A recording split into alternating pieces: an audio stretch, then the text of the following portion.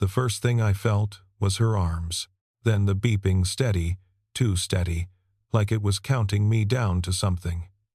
A tube ran into the back of my hand. My throat felt like I had swallowed the sky on fire, raw and blistered from the inside out. I turned an inch, just an inch, and there she was, her face buried in my shoulder, shaking so hard the whole bed trembled with her. She wouldn't let go. Her voice broke against my neck, barely a whisper, over and over. Please don't leave me. Please don't leave me. Let me go back to the beginning. My name is Everett Shaw. I'm 33 years old, and I live in Bend, Oregon, in a small house at the end of a gravel road where the pines lean in close enough to touch the roof. I used to fight fires. Now I work wood. I restore old furniture and broken things in a little shop behind my house, the kind of place that smells like sawdust and cedar and cold coffee left too long on the bench. I live alone. I'm divorced, and for a long time, that was exactly the life I wanted. A quiet one. The kind where nobody asks you questions you don't have the strength to answer.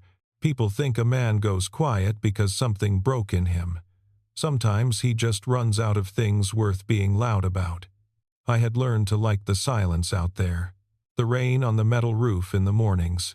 The way a plane of light crossed the workbench around 4 in the afternoon. I told myself I had made peace with all of it. I told myself a lot of things back then.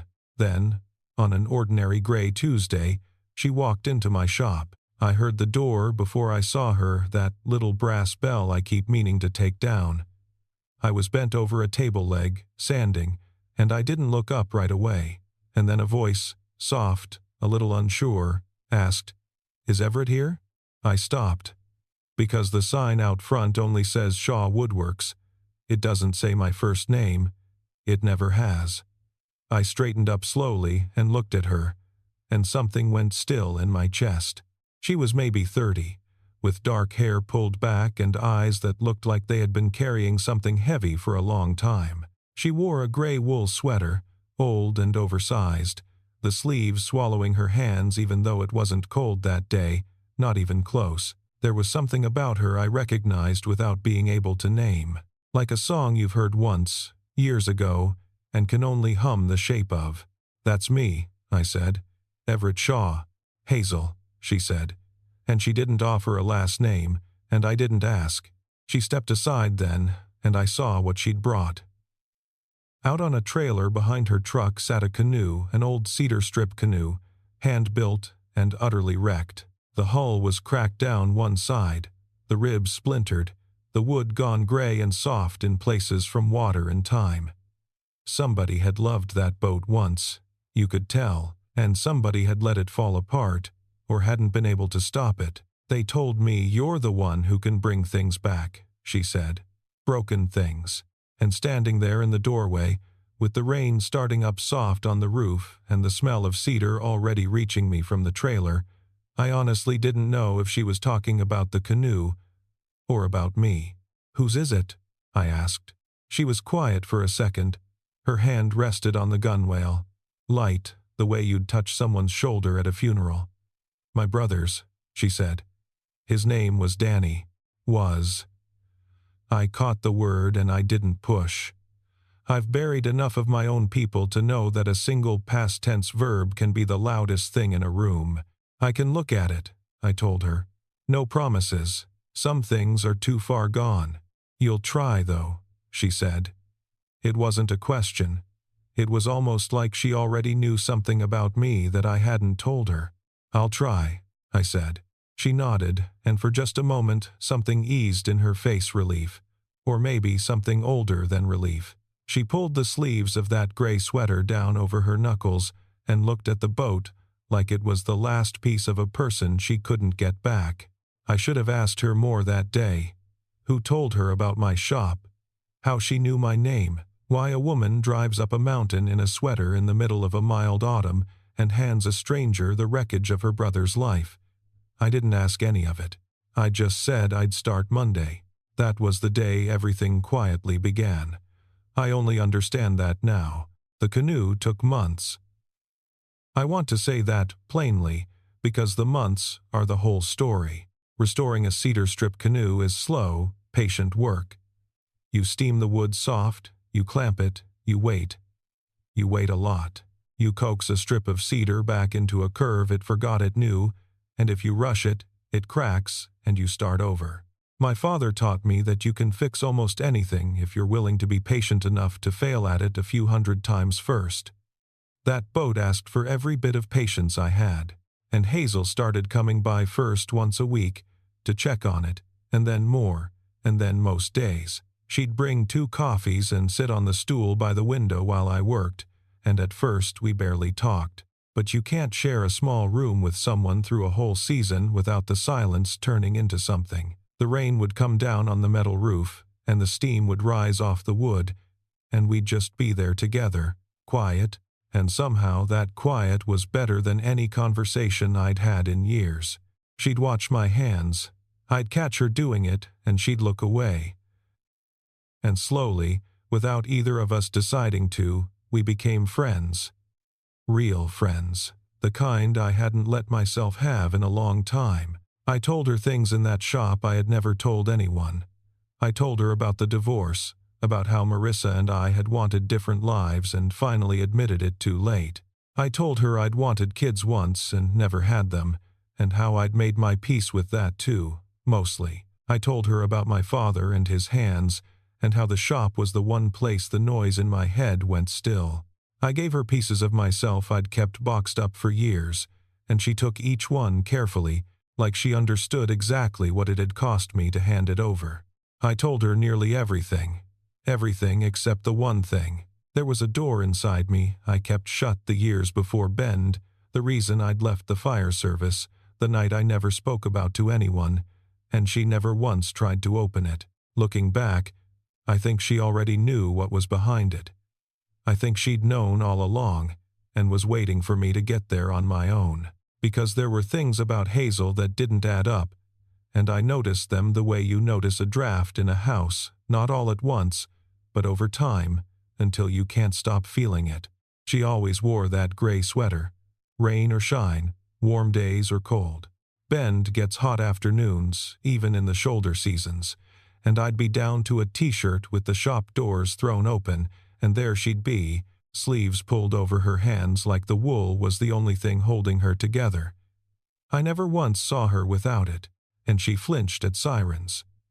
The first time a fire engine went howling down the main road past the shop, she went, white chalk, white, and her coffee cup shook in her hand until the surface rippled and spilled over her knuckles, and she didn't even seem to feel it. She caught me watching and laughed it off. "Loud," she said. But it wasn't the loudness. I'd fought fires for years. I know what plain startlement looks like, and I know what old fear looks like, and that was the second one. That was a sound that had taken something from her, and whenever I got near my old life, whenever the word firefighter came anywhere close to my mouth, she changed the subject, smoothly, kindly, but every single time. I'd start to say something about the years before Bend, and she'd ask about the grain of the wood, or refill the coffee, or find some reason to stand up, and the door I'd almost opened would close, and I'd let it, because I didn't much want it open either. There was a folder, too. She carried it in her bag. A worn manila folder, soft at the corners from years of handling. Once I saw the edge of it when she reached for her keys, and she pushed it back down fast, like I'd almost seen something neither of us was ready for. She never opened it in front of me, not once in all those months. I told myself it was grief. Grief makes people strange in 100 small ways, and God knows I'm not one to judge a person for the shape their sorrow takes. My own had made me a hermit on a mountain. Who was I to wonder at a sweater and a folder? Then, one afternoon, a man came by the shop, an old friend of Danny's, passing through Bend, who'd heard the canoe was being fixed and wanted to see it. He was warm, talkative, the opposite of Hazel. He ran his hand along the half-finished hull and got a little choked up, and told a story about the 3 of them out on some lake years ago, Danny paddling, laughing. And as he was leaving, he clapped me on the shoulder and said something I didn't understand the weight of at the time. Good of you to do this, man. Hazel drove 3 states to find this shop. 3 states. Wouldn't take it to anybody but you. 3 states. I remember standing there after his truck pulled away, turning that over. Bend has good woodworkers. There are good restorers in Portland, in Seattle, closer to wherever she'd come from. A dozen of them, easy. 3 states is a long way to drive a wrecked canoe when there's surely someone competent within an hour of your front door. I decided she'd just heard I was good. That was the story I told myself. It was easier than the truth, and the truth hadn't shown its face yet. Somewhere in those months, I stopped thinking of Hazel as a customer. I stopped thinking of her as a friend, too, if I'm being honest, or I started wanting to think of her as something more, and got scared, and shut it down every time. I was divorced. I was quiet. I was a man who had already failed at the biggest thing 2 people can try to build together. Who was I to reach for that again? What did I have to offer besides a burned-out fire service career I wouldn't talk about and a shop that smelled like sawdust? So I buried it. I got good at burying things. I'd had years of practice. But I noticed how the shop felt emptier on the days she didn't come. I noticed I started making the coffee before she arrived, so hers would be fresh instead of cold. I noticed that when she laughed, really laughed, which wasn't often, it undid something in me I'd thought was permanently knotted shut. One evening, late, we were both leaning over the canoe. I was working steam into a stubborn strip near the bow, and she had her fingers pressed against a long crack in the side of the hull, tracing it, slow, back and forth. She wasn't looking at me. She was looking at the wood the way you read a name off a headstone. "Why this canoe?" I asked her. "It's fighting me every step. I could build you a better one, cleaner, in half the time. Newer wood, no cracks, no history to work around." She didn't look up. Her fingers kept moving along that split in the cedar, like she was reading something written there in a language only she knew. "Because Danny's hands were on this one," she said. "He built it. He and I took it out on the water more times than I can count. Some things you don't replace, you just carry," she said. Carry like it weighed 100 pounds. Like it was the heaviest word in the language, and she'd been holding it up alone for a long, long time. I should have asked her what she was really carrying. I should have set down my tools and asked her, right then, what she'd driven 3 states and worn that sweater every single day to be near. I didn't. I just nodded and went back to the wood, and let the moment close over us like water over a stone. That's the part I can't take back. Not the fire, the not asking. Marissa came back on a Thursday. I hadn't seen my ex-wife in over 2 years, and then her car was in my driveway, and she was on my porch in heels that had no business on a gravel road, holding a folder of her own and wearing that bright, brittle smile I remembered from the worst months of our marriage. "We still own the Spokane house together," she said. "Before hello. I've got a buyer. I need your signature." I drove all the way out to this. She looked around at the pines, the shop, the whole small, quiet life I'd built to get it done in person. She could have mailed it. We both knew that. A signature is a signature. It doesn't require a plane and a rental car and a drive up a mountain. But Marissa never did anything the quiet way when there was a louder way available, and she'd clearly heard something about my life out here that she wanted to see with her own eyes. She was inside my kitchen for less than 10 minutes before Hazel pulled up for the day, and I watched Marissa's whole face change when she saw her through the window. There's a certain kind of person who can't stand to see calm they didn't create and can't control. Marissa clocked Hazel in about 2 seconds, the sweater, the easy way she moved through my shop like she belonged there, the 2 coffees in her hands, and something in her went sharp and territorial, even though she was the one who'd left. Especially because she was the one who'd left. The next hour was miserable. Marissa was loud where Hazel was quiet, grasping where Hazel was still. She made little comments, dug little hooks.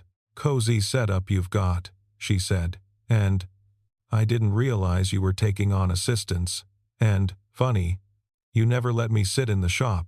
Hazel just absorbed all of it, polite and unbothered, which only made Marissa work harder. By the time she announced she'd stay in town till the papers were signed, I could feel a storm gathering that had nothing to do with the Oregon sky. There was a moment when Marissa lowered her voice and got what she thought was reasonable. "I'm just looking out for you," she said. "She shows up out of nowhere, no last name, and now she's here every day. You don't find that strange? And the awful part is that a piece of it landed." Because I did find pieces of it strange.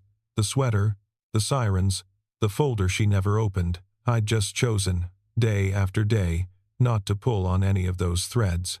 Marissa had a gift for finding the one loose thread in a person and yanking. But we were close to finished with the canoe. So close. That was all I could think about, honestly, through the whole ugly afternoon. One more evening of work, maybe two, and Danny's boat would be whole again, and I could put it in Hazel's hands and see her face when she saw it float.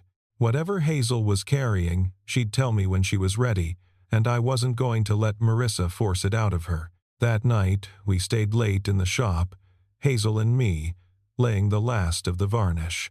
Marissa had insisted on coming along to see what all the fuss was about, she said, and she prowled the edges of the room, bored and restless, picking things up and setting them down while we worked. I had a small space heater running in the corner against the autumn chill, and I had a pile of oily rags near the bench from the day's finishing work.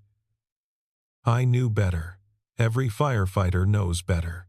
Oil-soaked rags left in a heap can heat themselves until they catch its chemistry, not bad luck, and I'd warned civilians about that exact thing 100 times in another life. I knew, and I was tired, and I had Marissa's noise in my ears, and the boat almost done, and I let it go one more night.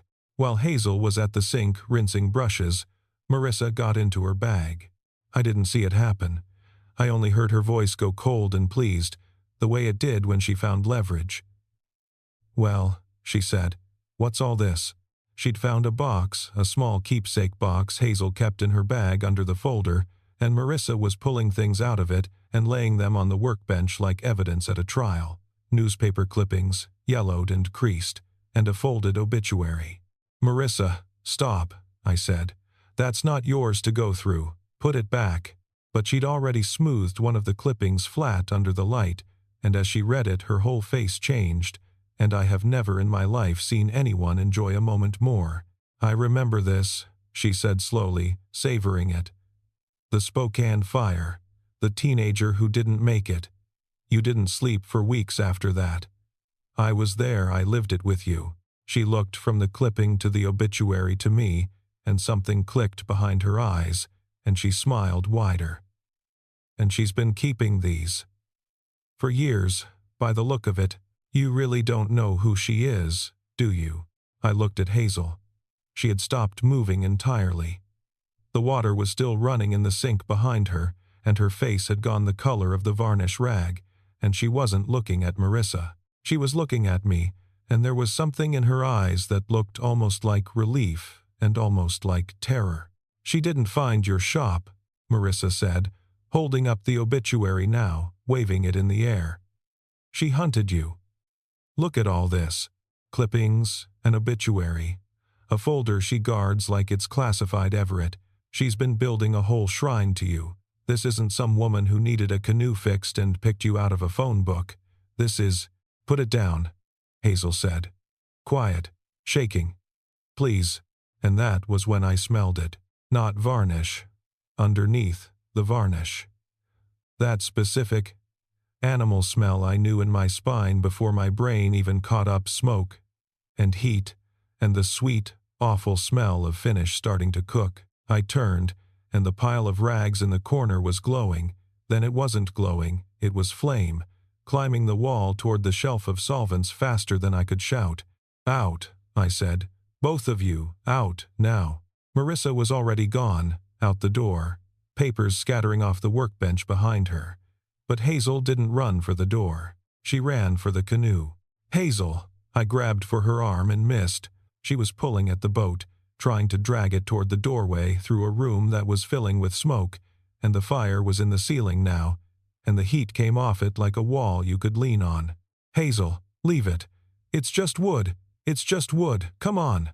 It's all I have left of him," she screamed, and she would not let go of that boat. And I understood then, finally, in the worst possible second, that some things a person carries, they will burn alive before they set down. So I did the only thing I know how to do, the thing I swore I'd never do again. I went into the smoke, and I got my arms around her, and I pulled and she fought me, and I pulled harder, and I dragged her toward the door, and behind us there was a crack like the world, splitting, a beam coming down through the black, and everything went dark, and then there were her arms, and the beeping, and her voice against my neck. "Please don't leave me." I was in a hospital bed. My throat was scorched, my head wrapped, one hand taped around an IV line. Hazel was holding on to me like I was the only fixed point in a world that had come loose from its bolts. And when she felt me stir, she pulled back just enough to look at my face, and she was crying so hard she couldn't get a word out. I found out later I'd gotten us both to the door before the beam came down. Smoke inhalation, a mild concussion, a burn stitched along one arm. The shop was gone. But we were alive, both of us. I didn't get more than a minute of that before the door opened and Marissa walked in. She had the box with her. Of course she did. She'd grabbed it off the workbench on her way out. The one thing she thought to save from a burning building was ammunition. She came to my bedside, right past Hazel, and she started laying it all out again, right there on the blanket, over my legs. The clippings, the obituary, every soft, creased scrap of the worst night of her life. "Before you say a word to her," Marissa said, "look. Just look at what she's been carrying around. She didn't drive 3 states for a canoe, Everett. She researched you. She kept files on you.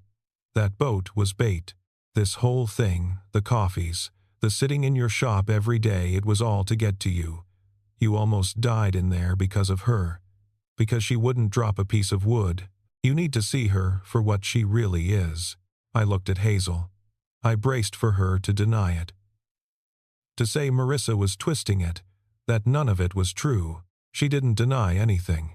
"She's right," Hazel said quietly. "About the facts. I did drive 3 states. I did keep those. I did come looking for you on purpose." She wasn't looking at Marissa at all. She only looked at me. I used a true reason to hide a truer one. The canoe was real. Danny was real. And fixing his boat was the most real thing I've done in 5 years. But that's not why I came to Bend. She didn't reach for the box. Instead, she reached up to her own collar, the gray sweater she was never without, the one she'd worn every single day I had known her, and she turned it down so I could see what was sewn inside, my name, my station, my own faded handwriting on the wool. 5 years ago, she said, there was a boy. 16 years old, pulled out of a house fire in Spokane. The crew got him breathing again on the lawn. They rushed him to the emergency room, and there was one firefighter who rode along and wouldn't leave the waiting room. Not when his shift ended, not when they told him to go home. He sat there all night with the boy's sister, this wreck of a girl who had nobody else there, and when she was shaking, freezing in that cold waiting room, he took off his own sweater and put it around her shoulders. And he stayed. He stayed until the doctors came out at 4 a.m. and told her the boy hadn't made it. The monitor beside me had slowed. I could hear it, steady and soft, marking time. "That boy was Danny," Hazel said. "I'm the sister. You never even saw my face. I never let you see it. I couldn't. I was falling apart. But I kept your sweater. I found out your name off the collar. And for 5 years I told myself I'd never bother you, that you probably didn't even remember one bad night out of 1,000 you'd worked. Then Danny's canoe was rotting in my mother's garage, and I couldn't fix it, and I couldn't let it go, and I thought there's only one person in the world I'd trust to bring it back. The same person who made the worst night of my life survivable." Her voice broke clean in half. "I've loved you since before you ever saw my face. That's the truth Marissa left out. I understood everything then, all at once. For 5 years I had carried that night as the night I failed, the kid I couldn't save. I'd walked out of the fire service not long after, told everyone I was just tired, moved to Bend, went quiet. I thought that was the whole story. I lost a boy, and I lost myself. And I went to hide in a wood shop where nothing that mattered could ever burn again. But that wasn't the whole story. It never had been.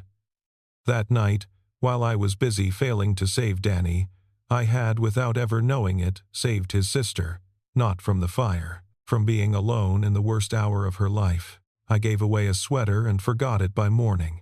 She'd been carrying it home for 5 years. Marissa was still standing there, waiting for the knife to land, and it slowly dawned on her that it wasn't going to, that she'd carried a burning box out of a burning building to hurt me, and all she'd done was hand me the truth. Her face did something complicated and ugly, and she gathered her scattered papers off the floor, and she left. I signed her house papers a week later by mail. I never saw her again, and I have not missed her for a single second since. I took Hazel's hand. My throat hurt too much for a speech, so I gave her the only thing I had. "You didn't lie to me," I said. "You just let me catch up." They kept me in the hospital for a few days. Hazel didn't leave. She slept in the terrible chair by the window and argued with the nurses about visiting hours and lost, and stayed anyway. Somewhere in those days I stopped being afraid of the thing I'd buried for months, because it turned out she'd been carrying the same thing twice as long, and neither of us had ever managed to set it down. When I got out, we drove over to see what was left of the shop. Not much. A black frame, a chimney of char, tools warped past any saving, the smell of wet ash hanging over everything. But in the wreckage, tipped on its side against the one wall still standing, was the canoe. Scorched along one gunwale, blistered in places, but whole. She'd dragged it far enough, it had made it out the door with the two of us. I laughed when I saw it, a raw, painful, wonderful laugh that hurt my throat because of course it survived. Of course it did. Danny's boat, and Danny's sister, and the fool who couldn't stop running into fires. All 3 of us out on the other side of that night, a little burned, still here. We rebuilt the shop over that winter. Neighbors showed up. People I barely knew framed walls in the cold and wouldn't take money for it. And I learned something about the town I'd been hiding in for years, that a man can go quiet and still be seen. And we rebuilt the canoe, together this time. Not me working while she watched from the stool, the two of us, side by side, her hands learning the wood alongside mine. She got good at it. She had her brother's patience living in her fingers. We sanded out most of the char and let the burn marks that wouldn't come out just stay, because by then we both understood that you don't erase where a thing has been. You carry it. She'd been trying to teach me that word for months. We fell into a rhythm without ever deciding to, the same way we'd become friends in the first place. One day I realized her gray sweater lived on the hook by my door, and neither of us could say when that had happened. Mornings were 2 coffees again, except now I didn't have to guess when she was coming, because she was already there. I'd catch myself in the middle of some ordinary thing and feel a kind of quiet I hadn't felt in years. Not the hiding kind, the kind that comes from not being alone with it anymore. It wasn't all easy. I won't pretend it was. There were hard days and harder nights. She still went pale when a siren went by on the road, her hand finding the edge of the table the way it used to find the coffee cup. And some nights she woke up reaching for a boy who'd been gone 5 years, and there was nothing to do but hold on until it passed. And I had my own version of it. My whole life I'd handled pain by going quiet, going away, disappearing into the workshop and the silence where nobody could ask me anything I didn't want to answer. That old instinct to run inward didn't just vanish because I'd finally let someone in. The first time we fought, really fought, over something small that was actually about something large, I felt myself reaching for that old door, and I had to physically stop and turn around and say the harder thing instead. But I learned. Slowly, and badly at first, and then better. I learned to stay in the room when it got hard, instead of retreating into that silence I'd hidden in for years. I learned that staying isn't a thing you do once in a hospital waiting room and then you're finished. It's a thing you have to choose again every single morning, sometimes more than once. Some mornings I was bad at it. She stayed anyway. So I stayed too. That's how it works, I think. Somebody stays, and it teaches the other one how. Marissa never came back. There was nothing left for her to weaponize. The secret she'd tried to detonate had turned out to be the best thing either of us owned, and it turns out you can't hurt two people with a truth they've already decided to build a life on top of. The seasons turned. Spring came up green through the burned ground behind the new shop, little shoots pushing through the ash like they'd been waiting for the room. And then it was summer, this last summer, the one I keep going back to in my mind. We took Danny's canoe down to Elk Lake on an evening in July. The water was flat as glass, the whole lake lit gold and pink with the sun going down behind the mountains, and the smell of pine smoke drifting over from somebody's campfire on the far shore. We carried the boat down to the water together and set it in, and it floated. It actually floated, tight and true. After everything it and we had been through, the cedar cut the surface clean, and it held us. The evening cooled fast as the sun dropped, the way high desert evenings always do. Hazel had that gray sweater over her shoulders, the way she always did. And then, I remember this so clearly I could paint every second of it, she took it off her own shoulders, and she reached over, and she draped it around mine. "You kept giving this coat away," she said, smiling. 5 years ago, to a stranger in a waiting room. Time somebody gave it back. I felt the weight of it settle over my shoulders, the same wool, gone soft as anything from all those years of being held on to in the dark. "I only ever gave it to people I didn't want to lose," I said. She looked at me for a long moment out on that gold water. "You didn't lose me," she said. We sat out there until the stars came out, the boat rocking gently under us, her head on my shoulder, and her brother's canoe holding the two of us up on the surface of the lake like it had been waiting 5 years to do exactly this one thing. For 5 years I thought a man survives by not looking back, by keeping his hands busy and his mouth shut and his heart in a locked room in the back of the house. Turns out that's not surviving at all. That's just a slower way of drowning. You survive by letting someone climb into the boat and row beside you. You survive by staying.